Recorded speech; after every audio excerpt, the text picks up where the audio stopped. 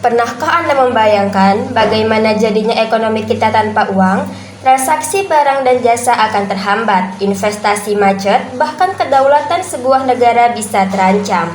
Dulu, uang hanya menjadi alat pembayaran, sekarang berkembang menjadi satuan hitung, penyimpan kekayaan, serta menjadi alat penyelesaian utang piutang.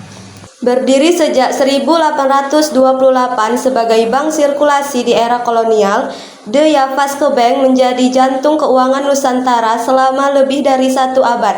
Namun, kedaulatan menuntut kemandirian. Pada 1 Juli 1953, melalui proses nasionalisasi, lembaga ini resmi bertransformasi menjadi Bank Indonesia.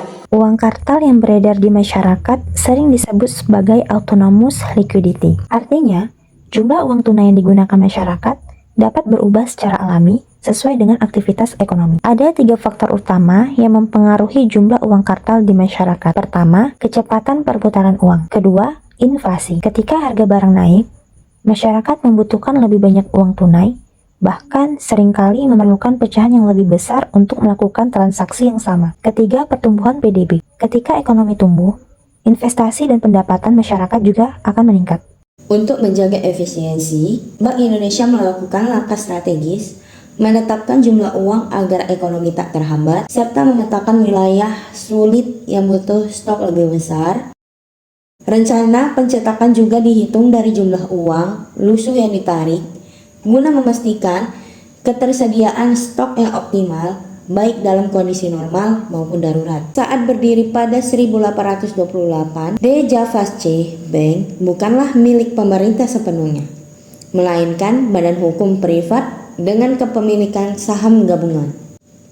50% dimiliki pemerintah Belanda, 15% oleh Nederlandse Handelsmaatschappij, dan 35% sisanya dikuasai oleh masyarakat. Struktur inilah yang menjadi pondasi awal bank sirkulasi di Hindia Belanda, sebelum akhirnya dinasionalisasi menjadi Bank Indonesia yang kita kenal saat ini. Bank Indonesia memastikan setiap rupiah yang Anda terima memiliki kualitas terbaik melalui perencanaan emisi yang matang dan sistem distribusi yang luas. Dengan menjaga stok yang akurat serta kolaborasi bersama perbankan, kami menjamin uang layak edar tersedia hingga pelosok negeri. Mengelola rupiah bukan hanya mencetak uang. Seperti prinsip manajemen PUAC, Bank Indonesia merencanakan emisi dengan matang, mengorganisasikan distribusi yang luas, melaksanakan pengedaran secara merata, hingga mengontrol kelayakan uang di masyarakat. Bank Indonesia merencanakan penerbitan uang agar tetap dipercaya oleh masyarakat. Setiap uang dibuat dengan kualitas terbaik agar mudah diterima dan digunakan. Selain itu, diterbitkan uang khusus untuk memperingati momen penting seperti kemerdekaan atau kekayaan budaya Indonesia. Bank Indonesia merencanakan distribusi uang setiap tahunnya melalui Rencana Distribusi Uang atau RDU. Ditentukan jumlah dan pecahan uang yang dikirim ke seluruh daerah. Perencanaan ini dipengaruhi oleh inflow dan outflow, ekonomi dan geografi.